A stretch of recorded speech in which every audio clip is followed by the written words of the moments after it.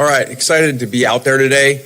You know, a lot of work since we've got here has gone into obviously building the roster, but all the things around the program. And so to go out there day one today to finally be able to be out there in a practice format was great. You know, kind of had a moment before too of, you know, just reminding myself of how grateful I am to be here, appreciative, but also the responsibility level that I have coming here to LSU, to the people of Louisiana, the great players and coaches that have been here before. So, you know, I don't not understand that. And that was pretty cool just thinking of that as I walked out on the field today. And I thought our guys' energy level was high. I thought their excitement was there. Now we have a lot of work to do. You know, said that the first day that we got here, and now that we're into practice format, you know, things don't happen overnight. You know, it takes a lot of work to get a program up to an elite performing program level. And so we're making some first steps, but there's a ton of work to do. And like I said before, we've assembled a good roster, you know, but at the same time too, you know, there's a ton of work that goes into that to get program back up to where everybody around here wants it to be, and why the reason that we came here. You know, it was 7-6 last season. So within that comes change. Within that comes a lot of work, because that's a long jump to go to the level that I came here to get at, and all the people around the program want to be at. So it was good today. A lot of guys moving around out there, different evals, but again, we're in helmets, so you know, we don't make major evaluations off of this because it's not everything that goes into evaluating and ranking our players. So, but like I said, I think we put together a good roster of some good talent in a number of positions, but that's a long ways away from being a really good team.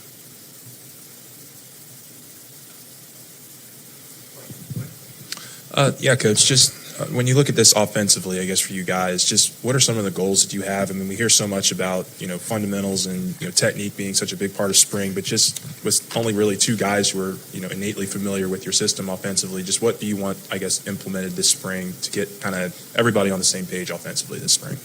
Yeah, again, that's a lot. Like we just talked about the transition of a program from where it was at, and then, you know, now more than ever, your roster turnovers around the country for new programs are extremely high. Ours was really high as well. So there's a lot into that, especially offensively, a new system coming in, and then a ton of movement from the previous roster, whether it was leaving or whether it was going off to the NFL, with a number of good players that left. And so we got to come in and we spend a lot of time. You know, I kind of said to Michael walking down, like, you know, guys, don't mistake because, you know, you see me doing things around the community or parade or Mardi Gras or a concert, you know, that there isn't relentless pursuit at greatness here in effort and the way that we work and the amount of time spent in this office. And that, in my opinion, that's the only way to do it. And it's especially the only way to do it nowadays because you have to do so much so fast with so many new pieces. And like you mentioned, offensively, all the new coaches coming in, all the new players, were defensively, there's a number of carryover and a number of coaches in scheme being the same. Coach, over here, can you talk a little bit about the quarterbacks, what you want to get out of Clark and Husan, and obviously where Sam is? And secondly, after you get out of 3 days with no pads, how physical do you want to be in this camp to get back that physicality versus the finesse that LSU's had at the line of scrimmage the last couple of years? Well, there's a lot of questions. Quarterbacks. So, you know, I think they've done a good job of coming in, all being new again to a new system, no carryover. And they've done a really good job, including Sam, who's obviously been limited physically, but they spend a lot of time up here, a lot of extra time up here, and they've done a really good job because it's a lot on that position in our system because they drive everything. You know, it's not the old, I was joking with T. Martin today, you know, like, I was like, man, this is probably really new for you, like getting back to not huddling and going slow like the NFL, because we do go so fast. That's a lot on those guys. They're really like the point guard, you know, that if they don't know what they're doing really well and they don't drive it, you know, the system doesn't work as well as it has for a long time. So they're doing a good job. Sam was able to throw some. You know, he's moving around a little bit, but can't do any team stuff, and that was really kind of his first time doing much throwing and moving of his lower body. So, you know, we expect by the end of spring him to be able to do a lot more. See, you asked him any questions. Something about physical O-line or something too. You said. Hit. Okay. That's a really good question because nowadays, you invest so much money in the players' positions like the NFL, and then your rosters aren't as deep.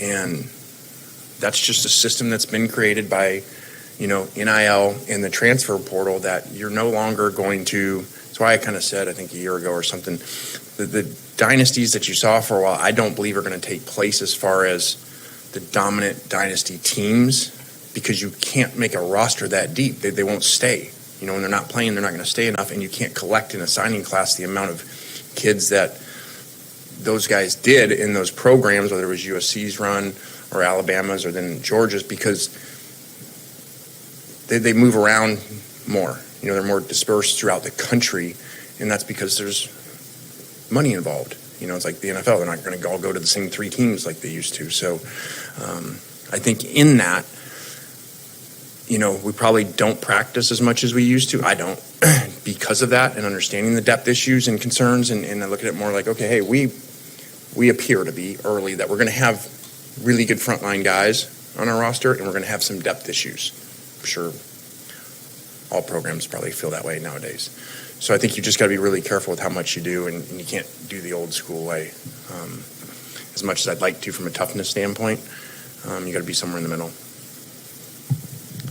Hey, Lane, here in the middle, kind of a two-parter. One, Whit Weeks didn't practice today. When do you expect to get him back fully on the field? Is that going to be this spring?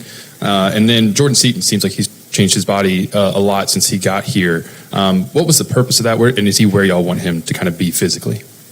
Yeah, Whit will continue to do more as we get going through spring and be cleared for more stuff.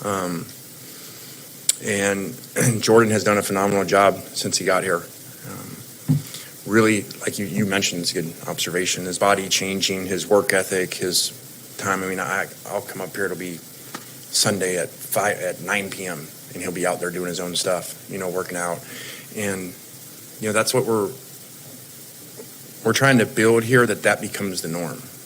That mindset and the way that you work, and we got some players that are there, that have that you build the culture that's what it is, and then you're an outlier when you just check the box and you're normal.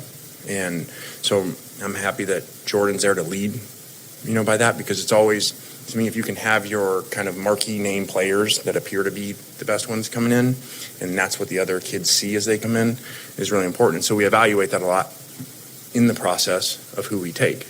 We don't just take just because their film is this way. There's a lot of, so obviously we're more like an NFL model of the evaluation of the investment that we put into the player. Who are they? Not just what player are they, especially as you're trying to build a culture initially.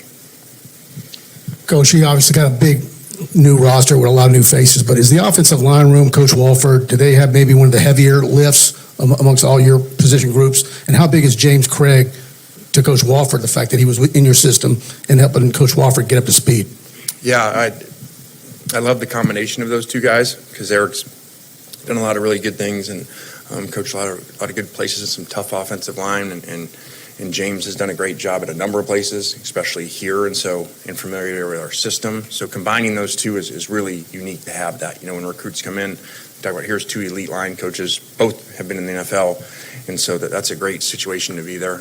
And that's good timing because there is so much work to do there, because so much of the room is new, and there was so much transition there from last year. Again, this is not normal territory that we're going into. You can't open the book of old coaching of how you do this, because the roster's never turned like this. So we have had familiarity because we've kind of had to do it every year at the previous place we were at to build through the portal. So that was good practice for what we're doing now. But there's still a lot of stuff that goes into that. And so it's really good to have multiple coaches at a spot, like you see as we kind of add some other coaches over time that we've been here, not just the primary position coach. Because I look at it as like, if all these guys come in and we have multiple coaches, and like adding T. Martin this week, that have different backgrounds, different ways of seeing things, different things that these players can go work on with, really has always helped, but especially helps now. Hey, Coach, Shea Dixon with On3. Given there is no more, it's just one portal window, and like this is it, this is the roster, how much was that on your mind in January when you and Billy and the staff were building out the roster? But then how do you also feel kind of today as you get into camp, knowing that you've built depth as well, or kind of your opinion on that? Yeah, I think that, again, not having that second window, a lot of coaches fought for that. And I did say, okay, I'll back it, when we were talking to the SEC coaches. But I was kind of in a unique spot of where I was viewing it, and I said, okay, for the betterment of college football, definitely one window was the way to go. Most of the coaches were adamant about it. And I said, but if you want to talk about making your roster the best, especially in the SEC, the two windows was better. Because if you look at, the coaches all complained about it because they got re-leveraged by all the agents and players a second time, and all the players could leave. But then I go, if you really look at your SEC rosters, for the most part, in that second window, they improved because they went and got players from other places. Players couldn't go within conference. So most places, including us, you got really good players, like the previous quarterback we played with. So I know that everybody thinks it's such a great part, but it is different that way because now you have what you have. And so, like I tell our guys, you can't anymore say, well, that guy really isn't playing that well, so we're going to go get another guy at that spot. This is it. There's nowhere to go. So there's a good and bad to it. Here in the back, Coach, a chance to watch Kevin Smith kind of up close in practice today, working with the running backs. What does he bring to that position as a coach, and do you have any early impressions of the running back room? Obviously, you got a couple of veterans that came back and some new guys. Yeah, Kevin has done a great job. I love his story of being such a great player. I think he's the all-time rushing leader in the state of Florida from college. And I was like, Emmitt Smith has a lot of really good running backs. And so he was a great player. Then kind of had his NFL career that was okay, and then, went through some things like a lot of us do. And so I love his kind of comeback story with that and how he now has turned everything into his kids, investing in the players and helping them. And since we gave him really his first full-time job at FAU, and then we had Devin Singletary that led the country in rushing and touchdowns there, and then, to have Quinshawn and then the previous running back last year. So he's done a really great job with guys, and he's easy to recruit to because of that. And he's very intense out there. And so, love having him around and such a really big part of establishing our culture now that he's been with us really the whole time except for 1 year. Hey, Lane, Matt Moscona from ESPN Baton Rouge. Aside from Witt, anybody else limited or absent today to start spring? Yeah, I don't have the list because there's some guys that, individual only and stuff. So, but for the most part, most of them are out there, and we've got ourselves, and that was part of going later, so you'd have some guys that were, had some surgeries, had some things done, smaller ones, and so that we'd have more time to get them in shape too, so they wouldn't get injured, in the conditioning stuff before this. So we're in pretty good shape that way. I think a big part of that was moving spring really late. Hey, Lane, Michael Cowell from WBRZ TV here in Baton Rouge. You opened up with just the expectations, right? And I think the expectations are, you hit the portal so hard, you have so many new pieces, everyone's expecting you to do really well this season, right? So what would be your expectations for this team? Not only big picture, but also for this spring. You have so many pieces that you have to learn. How do you navigate that, and then how does that translate to the fall? Yeah, I think expectations can be really scary. So we don't really look at it that way. We don't have goals and say, okay, we need to have this many wins or playoffs. We don't talk that way because that's really outcome based, not process based. And a lot of those things are determined by things out of your control. So, and that's not easy. I was actually sitting there during an offensive meeting today, and Charlie was up here running it, and I looked up there. I don't know how good my math is, but in 18 years, only 3 times has this program been to New Year's Six games. It kind of shocked me if those are right up there. It's a hard thing to do, so I don't set, hey, this is what we need to do year one, because that really doesn't matter. It's much more about the day-to-day process and always trying to find a way to improve our players and coach better and get them to the highest level. So we don't really talk with numbers that way because I think you get yourself stuck a little bit, especially in a system now that part of that's out of your control, whether you're in the playoffs or not. Hey, Coach Kiffin, Garland Gill, Fox 8, New Orleans. The importance of retaining Harlan Berry in your running back room, and you had a guy last year at your previous job that had great success running the ball in that offense. Can you see Harlan have that kind of season that your guy last year had this upcoming season? Well, I don't know about that. Again, that's really outcome based, and that was a tremendous season and a record breaking season. I think he broke most of the records that, Deuce had. So I don't know that. That's a long ways to go. We've had one day out there. We don't even have pads on yet.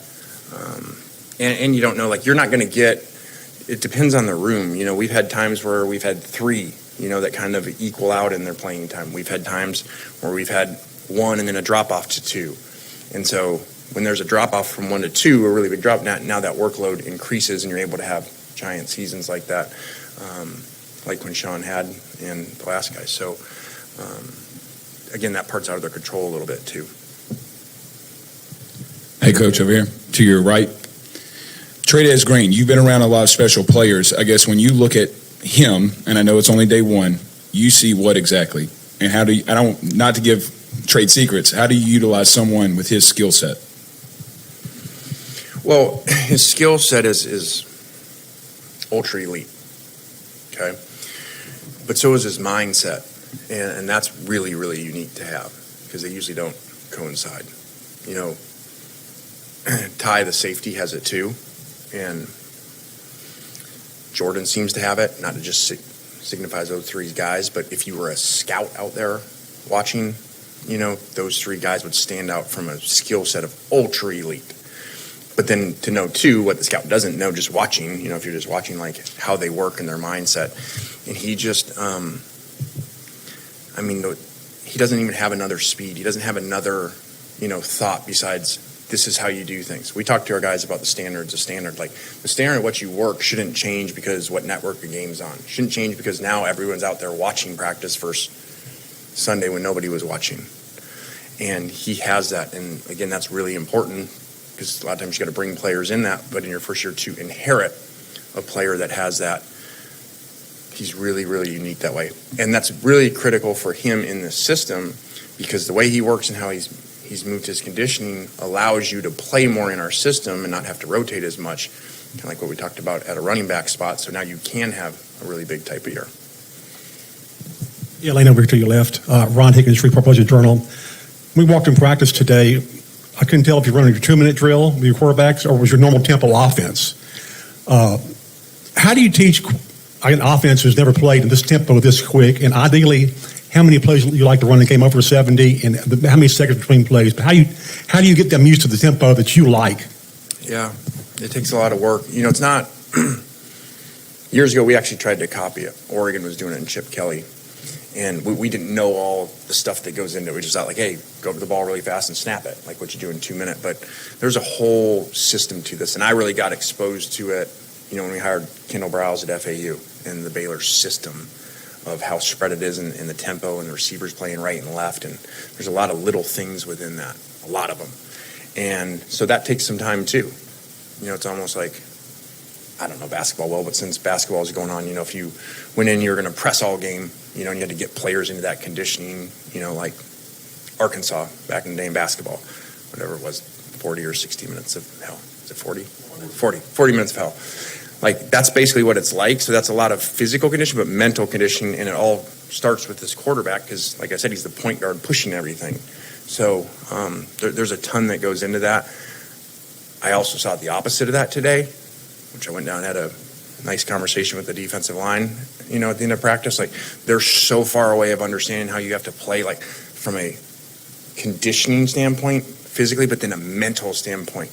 When you play tempo, so on offense what we do, and then when you have to defend it, there's a lot of mental to it. It's a long, really fast game, okay, that you've got to do a lot of stuff really fast. I don't know, I guess make it baseball now. It's you're going against a fastball pitcher every pitch, every inning, Paul Skeens. So that takes a lot of getting used to. And our defensive up front has a long ways to go. And that was apparent today. But I like that because we're giving them the hardest tempo they're going to see all year already. Hey, Glenn Gilbo, Tiger Egg. Are there a few players that you're going to look at different positions or multiple positions this spring? I don't think so yet. I think there's so much to do in year one, with the roster. And again, so few of the players have even been here. So I think that would be later on. Yeah, Coach, I guess just with how active you are on social media this last several months, really kind of ingratiating yourselves into the Baton Rouge culture, Louisiana culture, just you use that just different hashtag a lot, I guess. Just what is it about, now being here for a few months that makes this place a little different? A little different? Just different really entails a lot. And it's why I just think it's a really good phrase because it comes up a lot. I'm sitting in meetings like, well, how do you like this? How do you like, and it's like you're just trying to explain to outsiders, like it's just different. But that means a lot of things. That means Louisiana and the mindset of people here. I really enjoy, we had 2 junior days this weekend, and I really enjoy Louisiana parents and how they think and what they put into their kids and how their kids want to work the same way, but that they come in and the questions that they ask, and they're like, hey, we just want to know like that if he works really hard, he's going to get a fair shot. That may sound like a normal question, but nowadays that's not what parents are usually asking anymore. But I really enjoy that, and that's a different mindset, I feel like. But then also on that, the expectations, the great players that played here, the stadium, like all of that is just different than other programs. But then also we teach the recruits and the players, like, if you're going to come here with the way that we do it here, it's going to be really different, and you're not going to like it. Like, if you want to get a check and be pretty good, like, it's not going to work. You're not going to like it. Like, if you don't want that the number one thing that you're doing is being the best player that you can the entire year, and that is your number one focus outside of everything else, it's not going to be a great experience for you because you're not going to feel comfortable here in it, because those are the people like Trey does, like Ty, Witt has it, like the people that we're going to bring here, but that's how our coaches are. Not just, do I come around and say like, okay, at 9, 10 p.m. there's 2 players up here, because they struggled the day before in workouts or something like that. Well, the coaches are up here too. So it's a different type of thing you're coming into. All right, thanks guys.